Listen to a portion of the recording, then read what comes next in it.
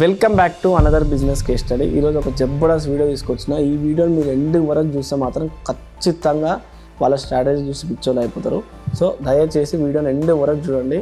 And thank you so much. Recent 2 వీడియోస్కి మంచి response ఇస్తున్నాను. మీరు ఇట్లనే రెస్పాన్స్ చేయాలని మనస్ఫూర్తిగా కోరుకుంటున్నా. సో చలో తొందరగా వీడియోకి వెళ్ళిపోదాం మనం.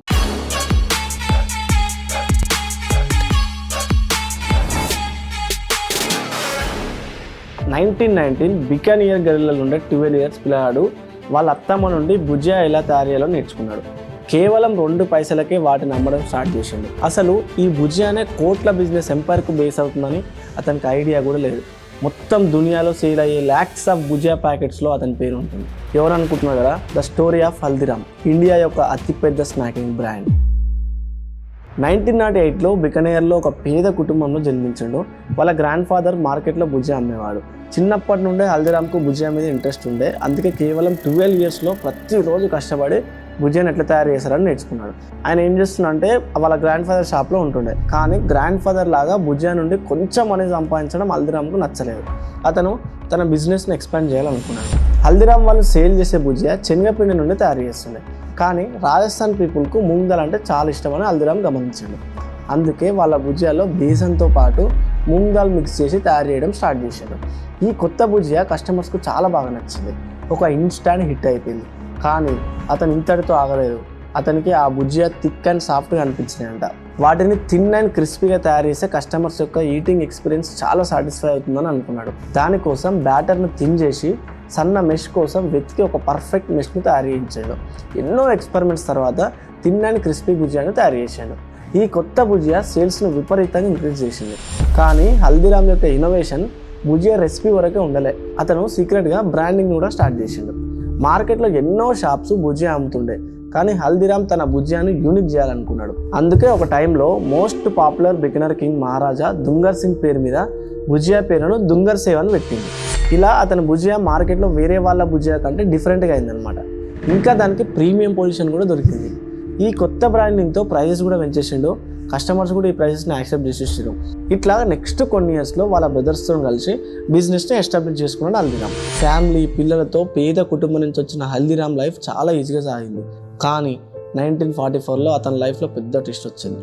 ఇంట్లో ఆడవాళ్ళ మధ్య రిలేషన్షిప్ బ్రేక్ అవ్వడం స్టార్ట్ అయింది. దానివల్ల హల్దీరామ్ ఇల్లు వదిలి సపరేట్ అయ్యిండు. అసలు ప్రాబ్లం ఏంటంటే ఇంటితో పాటు బిజినెస్ కూడా సపరేట్ అయింది. కష్టపడి ఎస్టాబ్లిష్ చేసిన బిజినెస్ నుండి హల్దీరామ్కి ఒక్క పైసా కూడా దొరకలేదు. సడన్గా హల్దీరామ్ రోడ్డు మీదకి వచ్చేసిండు. రెస్పాన్సిబిలిటీస్ వల్ల ఎమోషనల్ అయ్యే టైమే దొరకలేదు. ఇమీడియట్లీ వర్క్ వెతకడం స్టార్ట్ చేసిండు. ఒకరోజు మార్కెట్లో ఎవరో అతన్ని పిలిచారు. టర్న్ అయ్యి చూస్తే అతని చైల్డ్హుడ్ ఫ్రెండే ఉన్నాడు అనమాట. హల్దీరామ్ అతని సిచ్యువేషన్ మొత్తం అతనికి చెప్పిండు. ఇయర్స్ బ్యాక్ హల్దీరామ్ ఈ ఫ్రెండ్కు 200 రూపీస్ ఇచ్చి హెల్ప్ చేసిండు అనమాట. ఆ ఫ్రెండ్ సహాయాన్ని మర్చిపోలేదు. ఆ రోజే అతను హల్దీరామ్కు 100 రూపీస్ తిరిగి ఇచ్చేసిండు. కానీ ఇంకొక 100 రూపీస్ బ్యాలెన్స్ ఉన్నాయన్నమాట. ఈ 100 రూపీస్ ఈ హల్దీరామ్కు లైఫ్ లైన్ లాగా పనిచేసింది.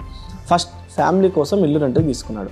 దెన్ బిజినెస్ ఐడియాస్ ఆలోచించడం స్టార్ట్ చేసిండు. అతని వైఫ్ చెంపాదేవి టేస్టీ మూంగ్ దాల్ చేస్తుంది అనమాట. బిగినర్ పీపుల్ కూడా stable dish moong dal. So moong dal business start చేద్దామని ఫిక్స్ అయ్యాడు.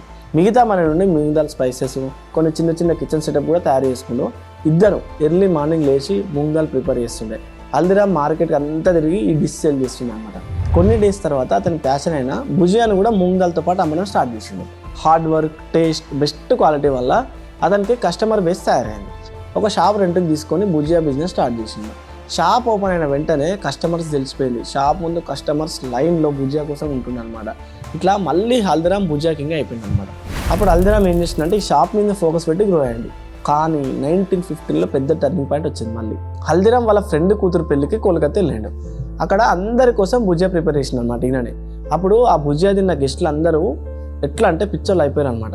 గెస్ట్లకు భుజియా చాలా బాగా నచ్చినాయి.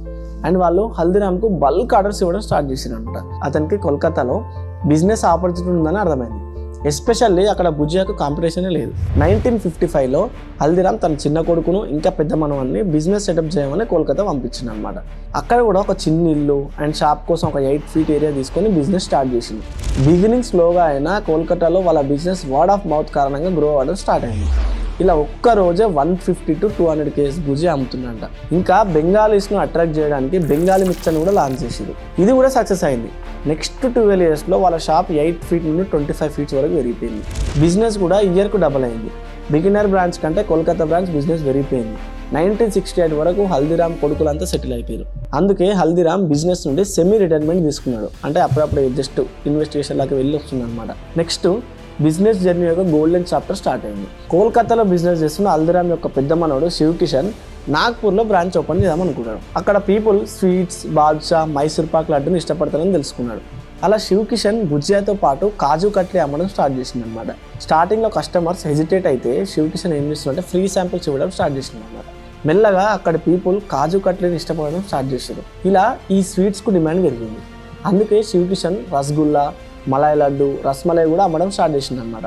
ఇక్కడి నుండే హల్దీరామ్ యొక్క బిగ్గెస్ట్ స్వీట్ ఇండస్ట్రీ మొదలైంది. 1917 దాకా నాగ్పూర్లో 2 హల్దీరామ్ అవుట్పుట్స్ ఓపెన్ అయినాయి. కానీ శివ్ కిషన్ ఇంతటితో ఆగాలనుకోలే. ఒకరోజు అతను కీర్తి అనే రెస్టారెంట్కి పోయింది అనమాట. ఆ రెస్టారెంట్లో దోశ మరియు లస్సీ ఆఫర్ చేస్తుండే.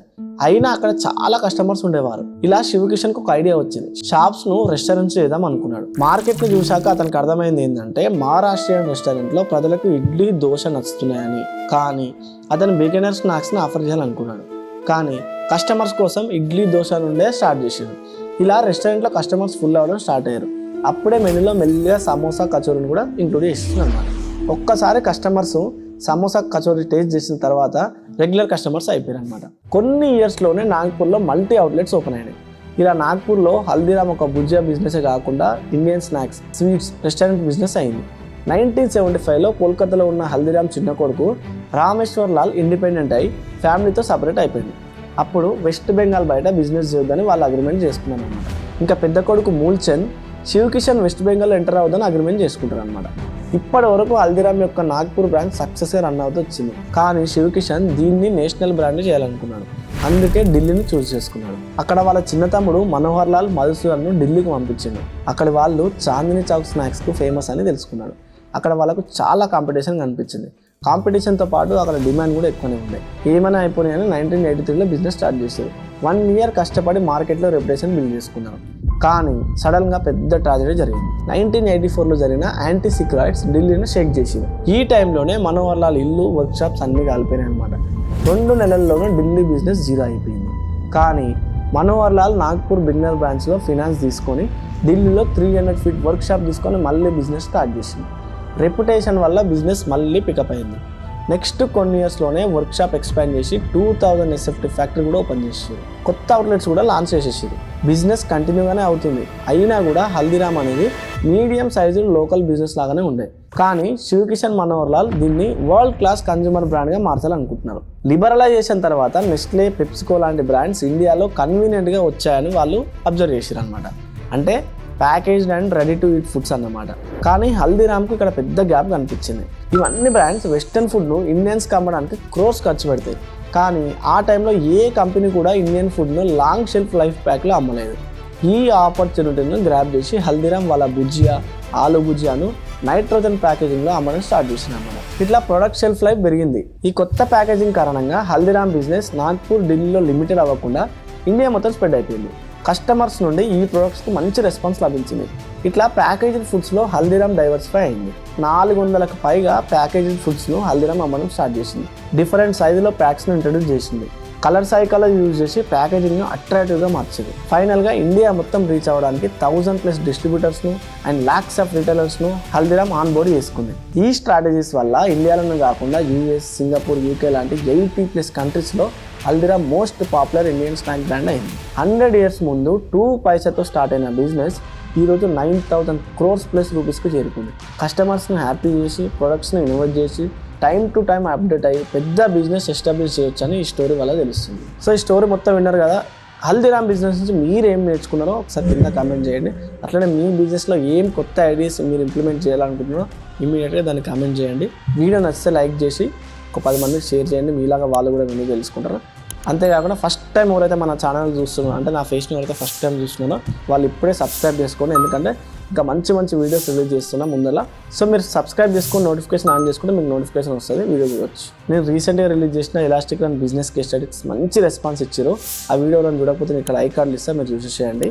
ఇంకా నెక్స్ట్ ఏ బిజినెస్ కేస్ స్టడీ కావాలో కింద కామెంట్ చేయండి, నేను తప్పకుండా చేస్తాను. నెక్స్ట్ వచ్చే కేస్ స్టడీ మంచి కేస్ స్టడీస్ ఉన్నాయి. సో తొందరగా ఎవరైతే సబ్స్క్రైబ్ చేసుకోవాలో వాళ్ళు తొందరగా సబ్స్క్రైబ్ చేసుకోండి. వీడియో అర్థం కాకపోతే మళ్ళీ స్టార్టింగ్ నుంచి చూడండి, ఏం కాదు, మంచిగా అర్థమవుతుంది. See you in the next video. జై హింద్.